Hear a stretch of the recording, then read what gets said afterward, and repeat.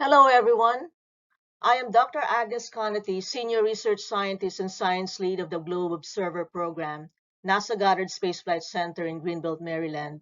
This is my presentation on enhancing the environmental science curriculum through citizen science and art.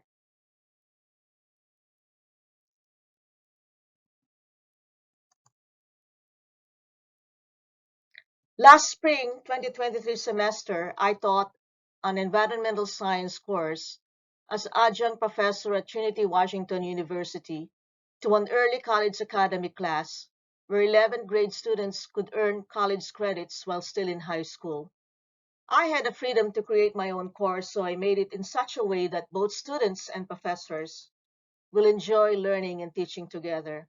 So I focused on environmental issues as read in the news, providing students with free and open access to materials from the internet. I also included a Khan Academy AP Environmental Science course for their quizzes and tests, plus a laboratory that includes hands-on citizen science using the Globe Server app, since I am the science lead of the Globe Server program based at NASA Goddard Space Flight Center.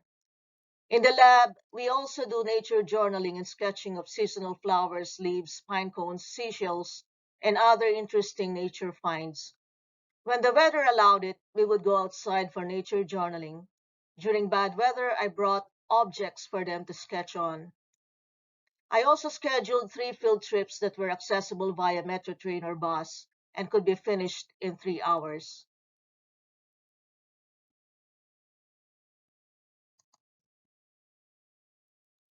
Now I will discuss the environmental science curriculum at Trinity Washington University in Washington, D.C.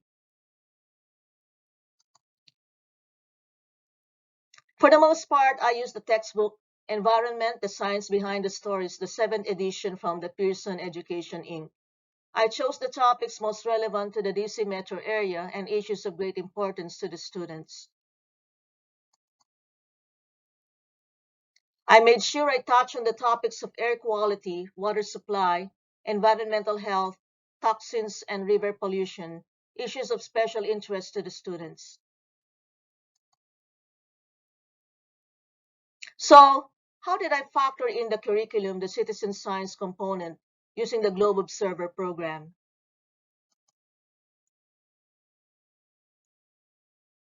The GLOBE program, which stands for Global Learning and Observations to Benefit the Environment, was established on Earth Day in 1994.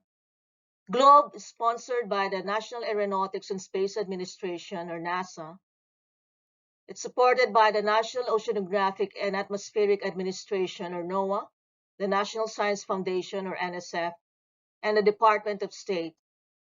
It's implemented by the University Corporation for Atmospheric Research, or UCAR. GLOBE is an international science and education program with 128 member countries. It archived ground data since 1995 with over 150 million freely available archive data. It also has 50 plus science protocols.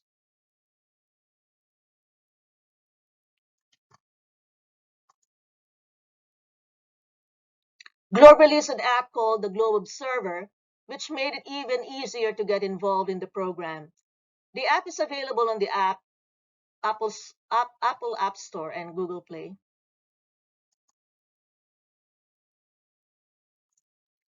Globe Observer and its app was launched in 2016, includes 4 tools, and currently has over 150,000 participants. The 4 tools allow participants to take observations of clouds, trees, land cover, and mosquitoes, which are all parts of the global Earth system.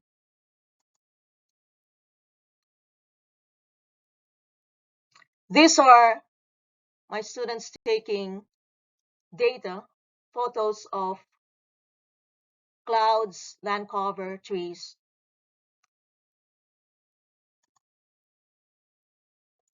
How and why nature journaling is included in the environmental science curriculum. From my personal experience in nature journaling, keeping a nature journal provides a closer connection to my environment and nature. It helps improve my well-being and reduces stress. Nature journaling improves my capacity to observe things around me. It also requires materials I already have, like a notebook, colored pencils, and watercolor. And the components of a nature journal are similar to a diary. It is the details on date, time, location, weather, temperature. It contains observations and sketches, labels and descriptions of drawings, with some reflections or maybe even a poem or two.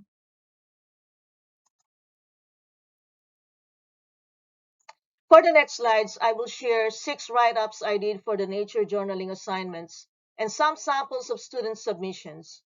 For the first nature journaling assignment on sketching pine cones and other winter treasures, I brought pine cones, twigs, pine needles.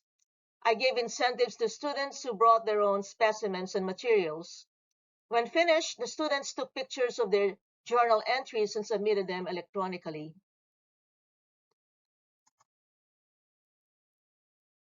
Here are some examples of student work on sketching pine cones and other winter treasures. They all look beautiful.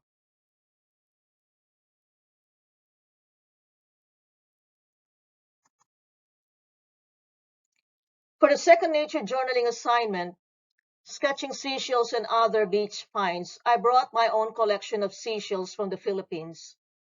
Those who brought their own seashells or other beach finds got extra points. By then, the students were already familiar with the submission routine. Here are some of the outstanding student work. I was so pleased with the beautiful sketches and details describing their artifacts.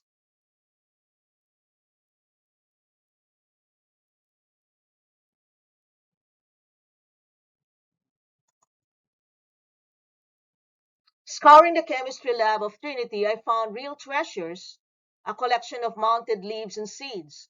They were so many that each of the 4 groups had unique sets of leaves and seeds, no duplicates. Again, I was very pleased with the outcome of the third nature journaling assignment. Notice the details of descriptions students put in their journals.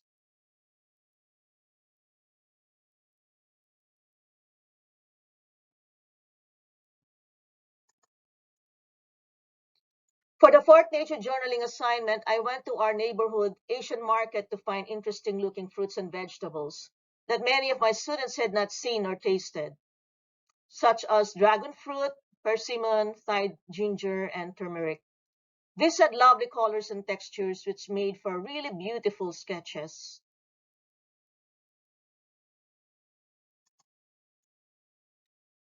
As a teacher, I couldn't be more pleased with their artwork. I could almost feel the roughness of the textures, see the striking colors, and the realism of the shapes.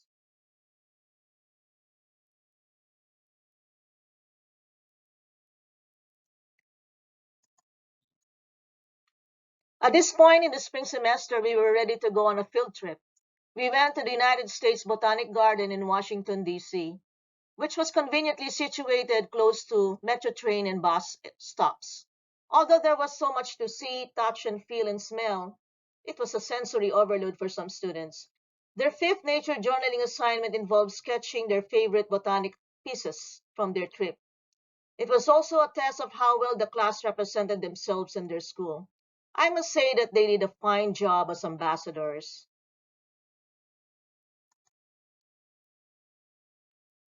I chose this few among many as interesting journal entries showing what they learned and experienced.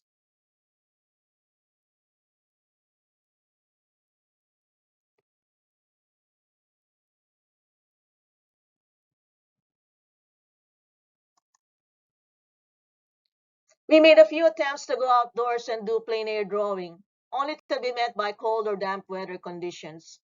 Plan B was to bring indoors what was in bloom that week: magnolias, hollies, Lenten roses, from my own and the university yard. Here's a sampling of some of their nature journal pages. The class had a few more nature journaling entries after this one.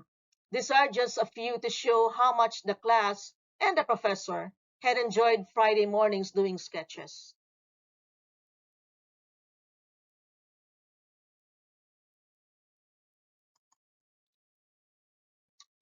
The next three slides are a collection of random photos I took of my class doing their nature journaling assignments.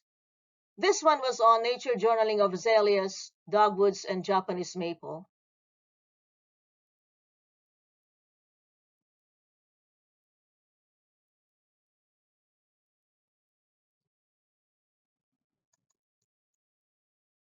This one was when cherry blossoms and forsythias were in bloom. Initially, we planned on walking to the neighboring cherry blossom circle close to the shrine of the Basilica of the Immaculate Conception across Trinity, but it was still cold to do outside sketching.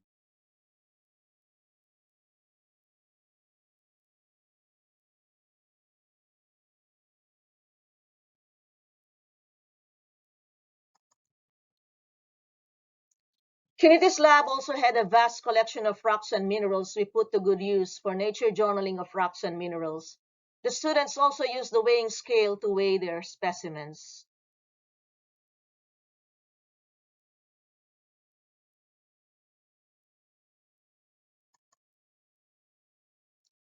The class had three field trips in the Washington, D.C. area. Two faculty chaperones, including myself, accompanied 23 students.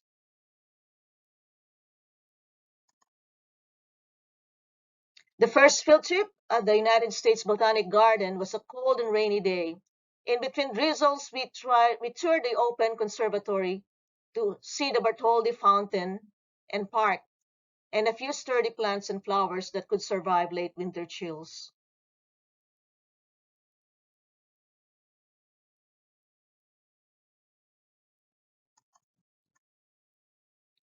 On our second field trip at the Smithsonian Zoological Park, Washington, D.C., the students came in batches, and it was difficult to find all of them at once because of the zoo's large area.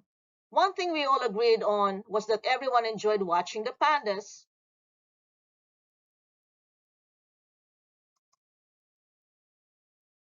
Our third field trip was at Earth Day at the Union Station in Washington, D.C.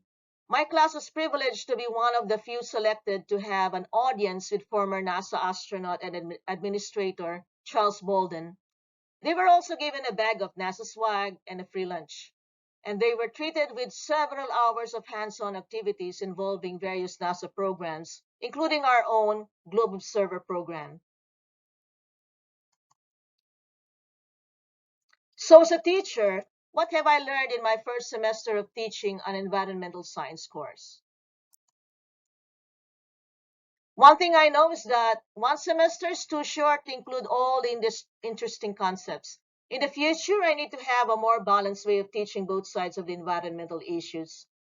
And there's a potential in having a practicum for students where they could have hands-on experience in environmental conservation, working in science museums, being part of climate action groups, and the like.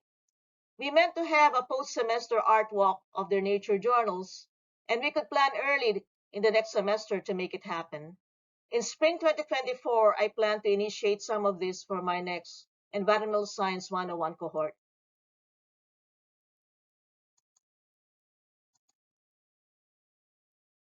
I have included in the next slide the major reference websites I used throughout the semester.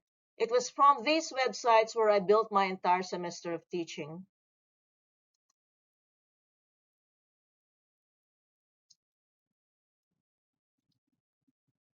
It has been my pleasure sharing with you my presentation for the NAAEE 2023. Thank you very much.